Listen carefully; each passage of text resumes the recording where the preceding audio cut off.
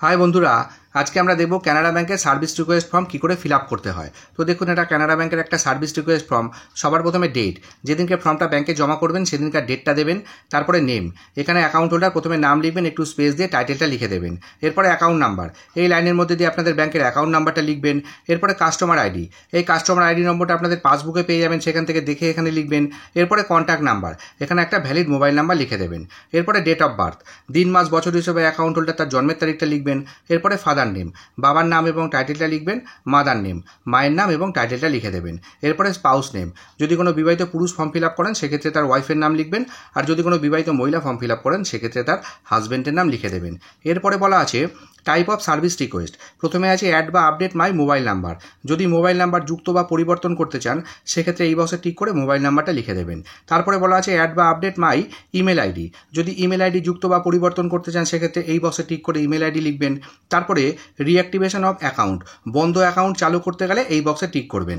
এরপরে apply new chequebook, যদি নতুন চেকবুক নিতে চান সেক্ষেত্রে এই বক্সে টিক করবেন।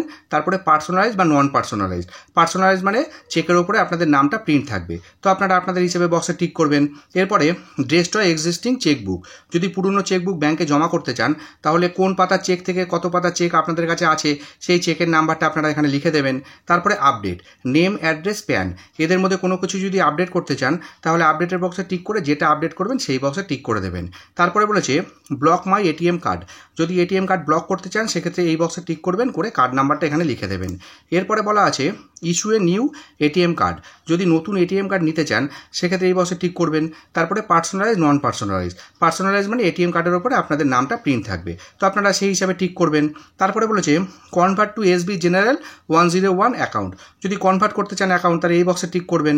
তারপরে convert minor account two major account, যদি মাইনর অ্যাকাউন্ট থেকে আপনারা অ্যাকাউন্টকে নর্মাল সেভিংস অ্যাকাউন্টে কনভার্ট করতে চান তাহলে এই বক্সে টিক করবেন। তারপরে convert joint account two single account, যদি জয়েন্ট অ্যাকাউন্ট থেকে সিঙ্গেল অ্যাকাউন্টে কনভার্ট করতে চান তাহলে এই বক্সে টিক করবেন। তারপরে বলা আছে ইস্যু স্টেটমেন্ট, যদি স্টেটমেন্ট নিতে চান তাহলে এই বক্সে টিক করবেন এবং কোন ডেট থেকে কোন ডেট অবধি আপনারা স্টেটমেন্ট নেবেন সেই ডেটগুলো এখানে লিখবেন। তারপরে এখানে ইমেল আইডি একটা লিখে দেবেন। তারপরে অ্যাড বা আপডেট নমিনি, যদি নমিনি যুক্ত বা পরিবর্তন করতে চান সেক্ষেত্রে এই বক্সে টিক করবেন। তারপরে নমিনির নাম লিখবেন, নমিনির বয়স লিখবেন, আপনার সাথে কী সম্পর্ক আছে লিখবেন, নমিনির মোবাইল নাম্বার দেবেন এবং অ্যাড্রেস লিখে দেবেন। এরপরে একটা ডিক্লারেশন আছে, এটা একটু দেখে নেবেন, দেখে নেওয়ার পরে সিগনেচার, এখানে অ্যাকাউন্ট হোল্ডার একটা সাইন করে দেবেন। সিঙ্গেল অ্যাকাউন্ট হলে একজন করবেন, যদি জয়েন্ট অ্যাকাউন্ট হয় তাহলে সেকেন্ড অ্যাকাউন্ট হোল্ডার এখানে করবেন। এর পরের যে পোর্শনটা আছে এটা আমরা কিছু করবো না, এখানে লেখা আছে ফর অফিস ইউজ, তো আপনারা এইটুকু ফিল আপ করবেন। আর কোন কোন সার্ভিসের জন্য কী চার্জ আছে সেটা পাশে লেখা আছে, দেখে নেবেন। এবং যদি কোনো ডকুমেন্ট চায় তাহলে সেই ডকুমেন্টটা জেরক্স করে এই ফর্মের সাথে অ্যাটাচ করে জমা করে দিলে আশা করি আপনাদের কাজ হয়ে যাবে। তো ভিডিওটি যদি ভালো লেগে থাকে তাহলে অবশ্যই একটা লাইক করবেন, শেয়ার করবেন আর আমার চ্যানেলের সাথে থাকবেন। ধন্যবাদ।